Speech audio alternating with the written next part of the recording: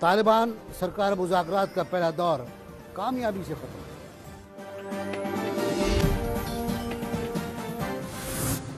खुशगवार माहौल, तोहफे, मुस्कुराहटें, मुज़ाकरात की अंदरूनी कहानी।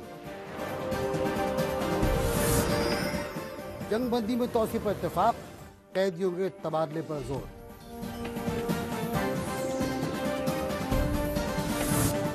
पीपल्स पार्टी और एमक्यूएम में मजीद नजदीकियां, आला मशवरे पर मशवरे। अस्सलाम वालेकुम, मैं हूं नासिर बिजुक्ताई एनबीसी ऑन एयर में। आज हम बात करेंगे ख़ास तौर से तालिबान और हुकूमत के मुज़ाकरात के बारे में, हुकूमत के उस वफ़द के बारे में जो शुमाली वज़ीरिस्तान गया, हंगू के इलाके टुल में गया और हेलीकॉप्टर से गया और फिर वापस भी आ गया, इस्लामाबाद पहुंच गया। कल ये मुलाकात करेगा वज़ीर दाखिला से। ये भी बात करेंगे हम कि पाकिस्तान पीपल्स पार्टी और एमक्यूएम बतदरीज करीब आ चुकी हैं और गालिबन अब हुकूमत साजी में एमक्यूएम जाने वाली है। मैं ब्रेक लूँगा, ब्रेक के बाद वापस आकर इन्हीं मौज़ूआत पर बात करेंगे। वेलकम बैक जी। तवक्कुआत के मुताबिक और बहुत से लोगों की तवक्कुआत के अदम मुताबिक वो मुज़ाकरात हो ही गए जिनका बहुत चर्चा था, जिनकी बहुत बात हो रही थी। और प्रोफेसर इब्राहिम ने इन मुज़ाकरात के बाद कहा कि पहली कामयाबी जंगबंदी थी और दूसरी कामयाबी ये मुलाकात है जो 7 घंटे तवील रही। और बकौल मौलाना समीउल हक, इस मुलाकात में बर्फ़ पिघली है। बर्फ़ कहाँ थी, किसके सर पे थी, किसके हिस्से में आई थी, इसका अंदाज़ा नहीं हो पाया, लेकिन बताया जाता है कि वज़ीर दाखिला से रब्ता हुआ है कमेटी सरकारी कमेटी इस्लामाबाद चली गई है जहाँ ब्रीफ करेगी वज़ीर दाखिला को।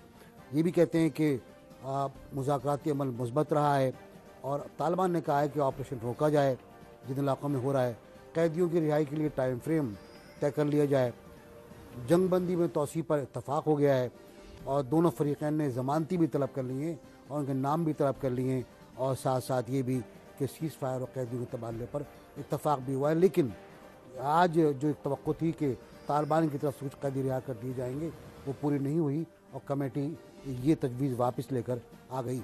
अब मैं बता दूं आपको, वज़ीर दिफा ने आज एक इंटरव्यू दिया है जिस पर उन्होंने कहा है कि मुस्तकिल फायरबंदी की तजवीज़ ज़ेर गौर नहीं और मुस्तकिल फायरबंदी का मतलब ये होगा कि हम तालिबान को तस्लीम कर लें। इस पर बात करेंगे। मेरे साथ मौजूद रहेंगे कराची स्टूडियोज़ में जनाब धामरा साहब, अजीज़ धामरा साहब, मुमताज़ तजियाकार, मुमताज़ सियासतदान, और मेरे साथ मौजूद रहेंगे जनाब रोहिल असगर साहब। रोहिल साहब हमारे पुराने साथी और पाकिस्तान मुस्लिम लीग नून के रहनुमा और खुल के बात करते हैं, तजिया करते हैं। मेरा पहला सवाल रोहिल साहब से होगा। रोहिल साहब, ये मुज़ाकरात जो आपने देखे, अच्छा माहौल रहा, हुकूमती वफ़द ने तोहफे भी पेश किए तालिबान को रिवायती तौर पर कहते हैं, और माहौल में कोई तलखी नहीं आई और कुछ तजावीज़ लेकर सरकारी वफ़द वापस आ रहा है, क्या कहेंगे? बिस्मिल्लाहिर्रहमानिर्रहीम। बेग साहब, मैं आपका देख रहा था तो मुझे वो देख के एक चीज़ पढ़ के तो उसी वक्त मैं सोच रहा था कि आपने 2 चीज़ें लिखी, मुस्कुराहटों और तोहफों का तबादला हुआ। तो जो तो ऐन आपकी सुन्नत है, हजूर मोहम्मद मुस्तफ़ा सल्लल्लाहु अलैहि वसल्लम की सुन्नत है, मुस्कुराहट से, अखलाक से और तोहफे तोहफ़ दे के एक दूसरे से अपनी राज और रस्म बढ़ाते हैं। तोहफे देने से मोहब्बत बढ़ती है। चुगताई साहब आपको बढ़ती है। इसमें थोड़ा सा आपको देखना होगा चुगताई साहब, मैं ज़्यादा वक्त नहीं लूँगा आपका, उसके बाद आज़ा साहब, धामर साहब इस पे बात कर लेंगे। जब ये तय हुआ था एपीसी में तो उसमें सारी जमातों ने इस पे इत्तफाक किया कि हुकूमत इस पे मुज़ाकरात करे। तो उस वक्त बहुत सारे लोगों ने, जिसमें सिग्नेटरी भी जो थे वो भी शामिल थे, और उन्होंने कहा ये वक्त का ज़िया है और इसमें आप कुछ हासिल नहीं होने वाला। लेकिन देखिए, कुछ तो कम से कम हुकूमत ने ये तो कर दिखाया ना कि पहली कमेटी ने कई हद तक एक मकाम तक पहुंचाया और दूसरी कमेटी आज उनके सामने बैठ गई, उनकी बात सुन ली, अपनी बात बता दी और 100% अपनी जो बात बताई होगी वो मुल्क के मफाद और मुल्क के अवाम के मफाद के लिए बताई होगी। वरना जो लोग ये कहते थे कि जी जंग में चले जाओ, बहुत जोर था कि जंग में चले जाएं, तो उसमें तो अगर ये मैं गलत नहीं कह रहा तो मेरे ख्याल में पिछले 11-12 साल से आप जंग में थे, तो वो जंग भी आपने उस तरह नहीं लड़ी जिस तरह आपको लड़नी चाहिए थी। ठीक, जो नताइज आपको हासिल करने चाहिए थे वो मेरे ख्याल में आपने जंग में आप कह रहे हैं, जंग में नाकामी के बाद, या जंग में हुकूमत नाकाम होने के बाद मुज़ाकरात के लिए गई है। میں آپ کی بات نہیں سن نہیں پایا چغتائی صاحب، ذرا ایک دفعہ پھر کہہ دیجیے. جی میں یہ عرض کرتا کہ آپ کا مطلب یہ ہے کہ حکومت جنگ میں 11 سال تک ناکام ہونے کے بعد مذاکرات پہ گئی ہے؟ نہیں یہ بات نہیں. اب دیکھیں نا چغتائی صاحب، جنگ میں دو باتیں ہوتی ہیں، یا آپ ہارتے ہیں یا جیتتے ہیں. تو اس جنگ کی تو مجھے آج تک سمجھ نہیں آئی کہ آپ نہ ہارے تھے نہ جیتے تھے. وہ جنگ جو کبھی نہیں یہ ہوئی. تھا کہ آپ ایک جنگ میں بھی تھے اور اس میں آپ کو کامیابی بھی نہیں ہوئی. تو اس کا مطلب ہے کہ آپ نے پورے دل کے ساتھ وہ جنگ لڑی نہیں. لڑی آپ. اب آپ نے یہ دیکھا ہوگا کہ جب وزیر اعظم نواز شریف نے فلور آف دی ہاؤس یہ بات کی تھی کہ یہ ہماری پہلی ترجیح ہے، امن مذاکرات ہماری پہلی ترجیح ہے، لیکن اگر خدا نہ خواستہ یہ امن مذاکرات کامیاب نہیں ہوتے تو اس کے بعد ہم اپنے پورے زور اور پوری ول کے ساتھ پورے اپنے جو آپ کے وسائل ہیں اس کے ساتھ ایک جنگ میں جائیں گے تاکہ ایک کسی طرف بات ختم ہو. تو میرے خیال میں اس میں شاید میں بھی ہوں گا، میرے بھی اپنے ذاتی کوئی نہیں، آپ کے مخالفانہ جذبات تھے مذاکرات کے لیے، میں جانتا ہوں. میں جاؤں گا سیدھا بھی پشاور، میرے نمائندے. میں وہی کہہ رہا ہوں نا کہ دیکھیں، اگر آپ مجھے یہ کہیں کہ میں اپنے ذہن سے چغتائی صاحب وہ 40-50 ہزار جو شہید ہوئے ہیں ان کو نکال دوں، تو ممکن نہیں. میں انسان ہوں، میں رشتے رکھتا ہوں اپنے، میرے رشتے ہیں، میں ان رشتوں کو نہیں بھلا سکتا. لیکن وسیع تر مفاد کے لیے، اس ملک کے لیے، ملک کے 20 کروڑ عوام کے لیے، ملک کی بہتری کے لیے آگے اگر آپ نے چلنا ہے تو آپ کو کم سے کم یہ راستہ، یہ دروازہ بند کرنا ہوگا. آپ ترقی نہیں کر پشاور پائیں چلتی گے. پشاور میں موجود یوسف زئی صاحب، عارف کیا اطلاعات ہیں مذاکرات کے بعد کی؟ سر جہاں تک آج یہ مذاکرات ہوئے، یہ بہت بڑی ڈیولپمنٹ تھی کہ طالبان کے جو سیاسی شورا کے اراکین ہیں اور حکومتی کمیٹی براہ راست آمنے سامنے بیٹھی ہوئی تھی، ان کے درمیان مذاکرات ہوئے ہیں. مذاکرات میں 3 بڑے اہم نکات آج ڈسکس ہوئے، جس میں سب سے پہلا نقطہ قیدیوں کی رہائی. نان کمبیٹنٹس قیدی جو طالبان کہہ رہے ہیں کہ اس میں خواتین اور بچے بھی شامل ہیں، کچھ لسٹیں بھی فراہم کی گئی ہیں آج اس کمیٹی اراکین کو، اور ساتھ میں کمبیٹنٹ، ایون کمبیٹنٹ جو قیدی ہیں ان کے تبادلے پر بھی بات ہوئی ہے کہ ان کی رہائی بھی کی جائے. اور اس میں حاجی مسلم خان جو سوات طالبان کے ترجمان رہے ہیں، اس کے علاوہ مولوی عمر ہیں جو تحریک طالبان پاکستان کے ترجمان رہے ہیں. ایک اور بہت بڑے اہم طالبان کمانڈر ہیں، حارث نام ہے، کمانڈر حارث ہیں، جو کہ مغوی اجمل خان کی اغوا میں ملوث تھے، حکومتی قید میں ہیں.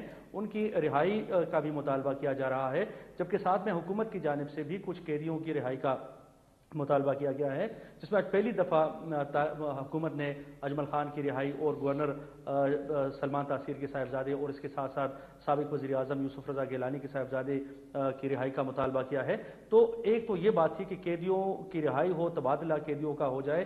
دوسرا سیز فائر ایکسٹینڈ کیا جائے، اور دونوں کمیٹیاں اس بات پر متفق ہو گئی ہیں کہ مذاکراتی عمل کو جاری رکھنے کے لیے سیز فائر کو ایکسٹینڈ کیا جائے گا، جس کا اگلے چند روز میں اعلان بھی متوقع ہے. جبکہ ایک اور بڑی اہم بات یہ ہوئی ہے کہ مذاکرات کے لیے ماحول کو سازگار رکھا جائے، جس پر طالبان نے اپنا موقف یہ دیا ہے کہ دوران مذاکرات حکومت کی جانب سے اور حکومتی ایجنسیوں کی جانب سے کچھ ایسی کاروائیاں ہو رہی ہیں جس میں طالبان اور ان کے ہم نوا جو لوگ ہیں ان کو ٹارگٹ کیا جا رہا ہے. اور مثال دی گئی ہے تحریک طالبان پاکستان کے جو نائب امیر ہے شیخ خالد حقانی، ان کے بھائی کو جب دونوں کمیٹیاں بن گئی تو اس کے بعد سے ان کے بھائی کو نوشیرہ اور جہانگیرہ کے درمیانی علاقے سے گرفتار کیا گیا تھا، حراست میں لیا گیا تھا. ان کی رہائی کا مطالبہ ہے. بہت شکریہ عارف آپ کا. اب میں جاؤں گا سینیٹر دھامرا کے پاس. سینیٹر صاحب، پیپلز پارٹی کی رائے، آپ نے بھی کہا تھا کہ مذاکرات ہونے چاہیے، آپ نے بھی مینڈیٹ دیا گورنمنٹ کو. اب کچھ تبدیلی نظر آ رہی ہے آپ کو ان مذاکرات سے کوئی فائدہ نظر آ رہا ہے؟ دیکھیں چونکہ صاحب پیپلز پارٹی نے بالکل، پیپلز پارٹی کی بھی یہی خواہش ہے جیسے ملک میں کسی عام شہری، کسی سیاسی پارٹی یا کسی کی قیادت کی کوئی خواہش ہے کہ اس ملک میں بالکل امن امان قائم ہو جائے. اور خاص طور پر پیپلز پارٹی نے ایک بہت بڑی قربانی کے بعد بھی اس بات چیت کے عمل کو کنٹینیو رکھنے کی بات کی تھی، اور میرے خیال میں بہت بڑی قربانی ہے پیپلز پارٹی کی لیڈرشپ کی. اور ہم وکٹمائز بھی ہوئے ہیں اس سارے پروسیس کے اندر، مگر باوجود اس بات کے کہ ہم ریاست کے اندر امن امان دیکھنا چاہتے ہیں. پیپلز پارٹی کا ایک پوائنٹ آف ویو تھا جو بہت کلیئر تھا کہ ہم بات چیت کے عمل کی مخالفت نہیں کر رہے تھے، اس کے باوجود کہ پیپلز پارٹی کی لیڈرشپ بھی اس جنگ میں شہید ہو گئی تھی. ہم نے بھی مذاکرات کیے، اور مذاکرات جب کامیاب نہیں ہوئے تو وہاں پر آپریشن کیا اور پاکستان کا پرچم سوات میں لہرا کر دکھایا. موجودہ حکومت جب آئی تھی تو ایک کانسیپٹ یہ تھا کہ ان کے جو مراسم ہیں وہ طالبان لیڈرشپ سے کچھ ٹھیک ہیں، تو سب پورے پاکستانیوں کی یہ خواہش تھی اس میں پیپلز پارٹی بھی شامل تھی اور ہم نے گوہٹ دینے میں تمام پولیٹیکل پارٹیز کا ساتھ دیا کہ امن امان برقرار. دوسری بات جہاں تک ہے کہ آج کمیٹی ملی ہے اور آج باقاعدہ آمنے سامنے مجلس شورا اور حکومت، جس کو ایک بہت بڑی ڈیولپمنٹ کہا جا رہا ہے، اور میری بھی یہ خواہش ہے اللہ کرے کہ یہ ایک بہت بڑی ڈیولپمنٹ ہو. مگر باوجود اس بات کے جب بات چیت چل رہی تھی کچھ واقعات ہوئے تھے اور کچھ ایسے گروپ جو اس طرح کی کارروائیاں کر رہے تھے، پھر ریاست نے بھی ایکشن لیا. بات یہ ہے کہ اب جو ہم پیپلز پارٹی کا جو موقف تھا کہ اس کمیٹی میں پارلیمنٹ بھی موجود ہے اور عوام کے منتخب نمائندے بھی موجود ہیں، ان کے تھرو یہ بات چیت کی جاتی تو سب سے بہتر تھا. اس کی جھلک آپ کو یہاں دیکھنے میں آئی کہ وزیر دفاع صاحب کو یہ کہنا پڑا کہ طالبان کی طرف سے جو لسٹ پیش کی جا رہی ہے جس میں خواتین اور بچے ہیں وہ حکومت کے کسی ادارے کے پاس بھی نہیں. اب یہ ایک آگے چل کے اللہ نہ کرے، میں ایک مرتبہ پھر کہہ رہا ہوں کہ اللہ نہ کرے کہ ڈیڈ لاک پیدا ہو جائے، اس لیے کہ اگر ڈائریکٹلی حکومت اشارہ یہ ہے کہ اس مسئلے پر ڈیڈ لاک ہو سکتا ہے لسٹ کے مسئلے پہ قیدیوں کی ڈیفینیٹلی، اور جس لسٹ کی وہ ڈیمانڈ کر رہے ہیں جو لوگ پاکستان کے اگر قیدی بھی ہیں تو ان کے ہاتھ جو ہیں وہ بے گناہ انسانوں کے قتل سے رنگے ہوئے ہیں، اور یہاں کے جو قیدی ہیں وہ بالکل انوسنٹ ہیں اور ان کے ہاتھ کبھی بھی کسی انسان کے خون سے رنگے ہوئے نہیں ہیں. تو یہ ایک بہت بڑا ڈفرنس بھی ہے، اور اس کے لیے بھی جو گو ہیڈ دیا گیا ہے پولیٹیکل پارٹیز کی طرف سے، حکومت کو چاہیے جتنے بھی مذاکرات جس نج کے بھی مذاکرات ہوئے ہیں یا آج کی جو ڈیولپمنٹ ہے وہ تمام پولیٹیکل پارٹیز کو پھر اعتماد ملے. اوکے، یعنی آپ ہی کہتے ہیں کہ آج جو کچھ طے پایا ہے یا نہیں طے پایا اس کے بارے میں پارلیمنٹ کو اعتماد میں لے جائے یا پولیٹیکل پارٹیز کو اعتماد؟ ڈیفینیٹلی جب آپ کے اوپر اعتماد کیا گیا ہے اس سے مذاکرات میں رکاوٹ نہیں آئے گی. میرے خیال میں نہیں آنی چاہیے، کیونکہ تمام پولیٹیکل پارٹیز نے پاکستان میں امن کی خواہ ہے اور جس میں پیپلز پارٹی بھی شامل ہے، اور میں نے کہا کہ ہماری تو لیڈرشپ نے بھی ایک بہت بڑی قربانی دی، مگر باوجود اس بات کے جو موجودہ لیڈرشپ ہے انہوں نے کہا کہ پاکستان کو پیسفل دیکھنے کے لیے مجھے پاکستانی بچوں، پاکستانی ماؤں بہنوں، پاکستان کے مدارس، پاکستان کے یونیورسٹی کے طالب علم، بے گناہ وہ کاروباری لوگ، بازاروں میں گھومنے والے لوگ، خرید و فروخت کرنے والے لوگ، مساجد میں نماز پڑھنے والے لوگ، مجلس کرنے والے لوگ، ان کی زندگی مجھے سیکیور چاہیے. اس لیے میں بہت بڑے نقصان کے باوجود بھی میں حامی ہوں پاکستان کو پرامن دیکھنے کے لیے. مگر جہاں تک آپ کی بات چیت چل رہی ہے تو یہ حکومت کی ریسپانسبلٹی ہے کہ وہ پارلیمنٹ موجود ہے، اور ہم نے جو تھوڑی بہت جو خدشات کا اظہار کیا تھا وہ یوں کیا تھا کہ پاکستان شروع میں یہ بات کی جا رہی تھی کہ ہم آئین کو نہیں مانتے، تو ہم نے اسی ٹائم بھی مخالفت میں یہ اسٹیٹمنٹ دیے تھے ہم نے کہ جناب ایسے کوئی بھی مذاکرات کہ ہم حامی نہیں ہوں گے جو ریاست اور اس کے اداروں جمہوریت کو نہ مانے. جب وہ مان رہے ہیں تو ہم بات چیت کے مخالف نہیں ہیں. مجھے ایک بریک لینا ہے، بریک کے بعد میں واپس آؤں گا تو یہ سوال رکھوں گا میں عاجز دھامرا صاحب کا جناب روحیل اسرور کے سامنے کہ کن قیدیوں کو رہا کیا جائے، کیا یہ جنگی قیدی ہیں؟ بریک کے بعد یہ سوال ہے. ویلکم بیک جی. ہم بات کریں طالبان سے مذاکرات کی اور دونوں طرف سے اس کو اچھا قرار دیا گیا ہے. خود طالبان کا کہنا ہے کہ یہ مذاکرات کی کامیابی جناب سمیع الحق کا اعجاز مسیحائی ہے. جیسے میں نے پہلے عرض کیا تھا کہ یہ اس میں یہ بھی بات طے پائی ہے یا آئی ہے کہ قیدیوں کی رہائی کے لیے ٹائم فریم طے کیا جائے. سوال پیدا یہ ہوتا ہے، دھامرا صاحب کا بھی سوال ہے اور جناب یہ سوال میں رکھتا ہوں روحیل اسرور صاحب کے سامنے کہ کون سے قیدی روحیل صاحب، وہ قیدی جن کو اغوا کیا گیا یا وہ قیدی جنہیں گرفتار کیا گیا؟ اگر تو بیگ صاحب آپ مجھ سے رائے چاہتے ہیں، اگر آپ یہ سمجھتے ہیں کہ میں اس معاملے میں رائے دوں، تو میرا اپنا ذاتی خیال ہے کہ یہ ان پارٹس ہوگا. میرا اپنا ذاتی خیال ہے کہ ان پارٹس ہوگا. جیسے آپ نے پہلے ان کی ایک مطالبہ سنا تھا کہ بوڑھے لوگوں کو یا عورتوں کو یا بچوں کو آپ رہا کر دیں، تو اس میں میرے خیال میں وزیر دفاع صاحب نے یہ پوچھا تھا کہ اگر وہ بتا دیں کہ کون سے ہیں یا ان کی کو لسٹ دے دیں تو پھر ہم ان کو بتا سکتے ہیں کہ ان کی اس وقت کیا پوزیشن ہے، وہ کہاں پہ ہم لوگ. میرے اپنے ذاتی خیال میں کہ چونکہ ایک بے اعتمادی تو تھی اور اسی بے اعتمادی کا یہ نتیجہ تھا جہاں تک آپ سب اور یہ ملک پہنچا ہے، تو ذاتی طور پر میں سمجھتا ہوں کہ میرے خیال میں ایک کیٹیگری ضرور بنے گی کہ کون سے ایسے مجرمان ہیں جن کا اس سارے ماضی میں کس قسم کا رول رہا ہے، وہ کس قسم کے معاملات میں ملوث ہیں، ان کو چھوڑنے سے حکومت کو یا ملک کو کیا نقصان ہو سکتا ہے. میرے خیال میں وہ کیٹیگرائز ہوگا. اور ایک جو بات دھامرا صاحب نے کہی نا کہ پولیٹیکل پارٹیز کو آپ کانفیڈنس میں لیں، بالکل 100% میں اس بات سے اتفاق کرتا ہوں سینیٹر صاحب کی لیکن میں یہ کہوں گا کہ آپ ابھی تھوڑا سا صبر سے کام لیں.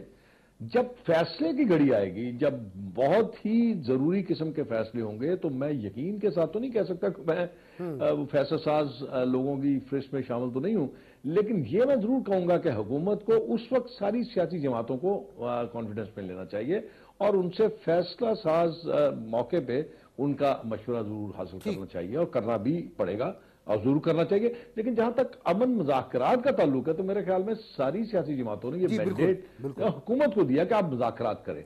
فیصلہ جب فیصلہ ہوگا تو آبویسلی جو فیصلہ واپس آئے گا تو پرائم منسٹر پاکستان اپنی پاری, اور ڈیفینیٹلی پاکستان کے جو بہت سرکردہ رہنما ہیں ان سے ضرور مشاورت کی جائے گی.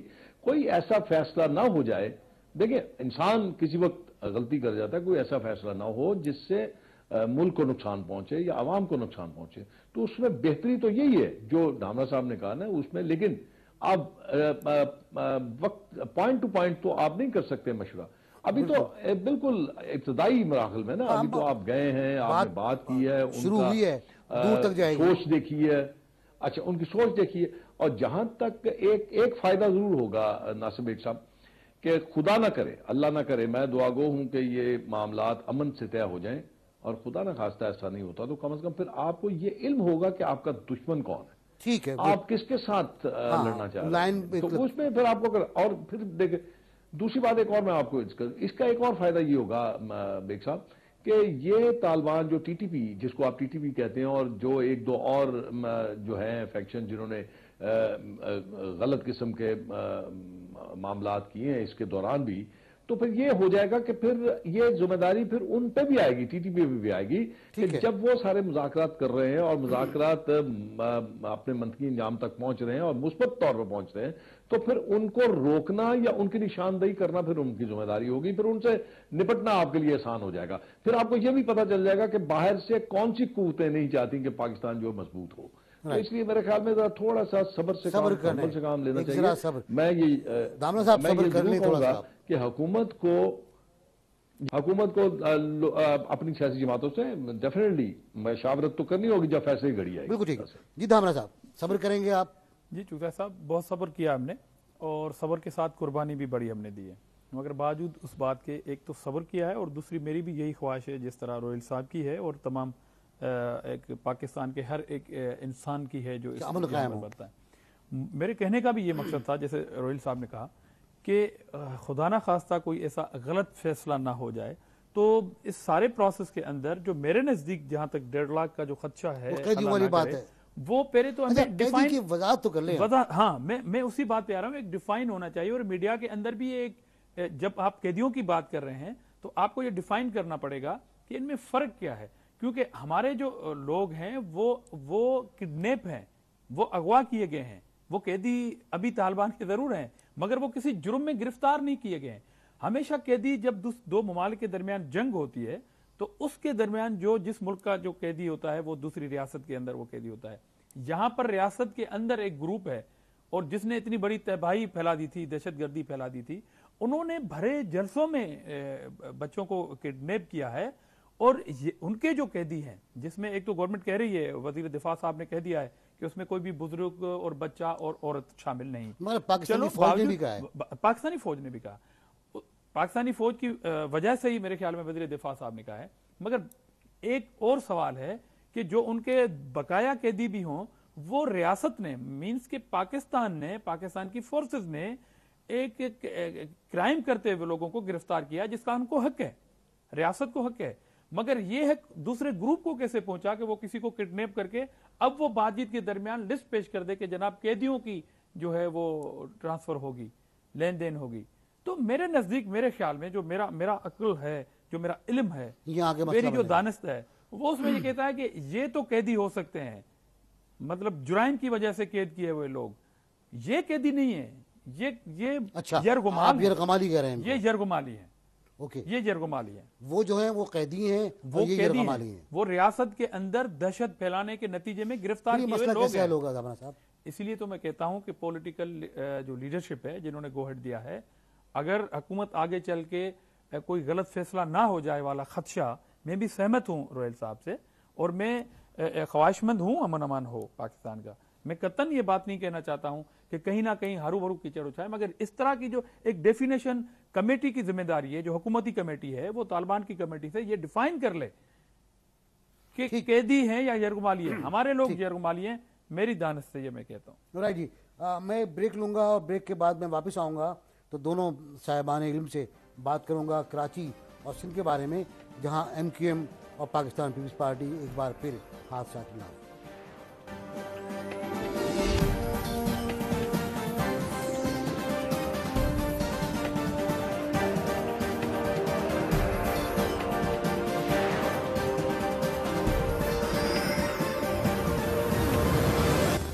वेलकम बैक जी। हम अब बात करेंगे कि सेनेटर रहमान मलिक अचानक कराची आए और अचानक गवर्नर हाउस पहुंच गए। उन्होंने मुलाकात की गवर्नर इश्क़ लिबास साहब से, फिर अचानक वो चीफ मिनिस्टर हाउस पहुंच गए और चीफ मिनिस्टर हाउस में उन्होंने बात की जनाब कायम अली शाह साहब से, और फिर कायम अली शाह साहब अचानक गवर्नर हाउस पहुंच गए, जहां उनकी मुलाकात गवर्नर साहब से हुई और कायम अली शाह साहब ने उनको गुलदस्ता पेश किया।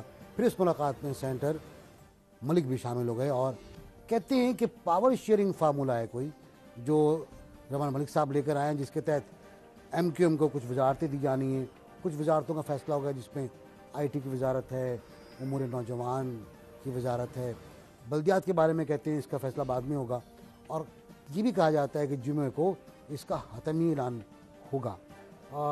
इससे पहले आज दिन भर ये कहा जाता रहा पीपल्स पार्टी की तरफ से, ख़ास तौर से सूबाई वज़ीर इत्तलात की तरफ से, कि उनको नहीं पता कि ऐसी कोई बात चल रही है, उनको नहीं पता कि MQM को वजारतों में शामिल किया जा रहा है।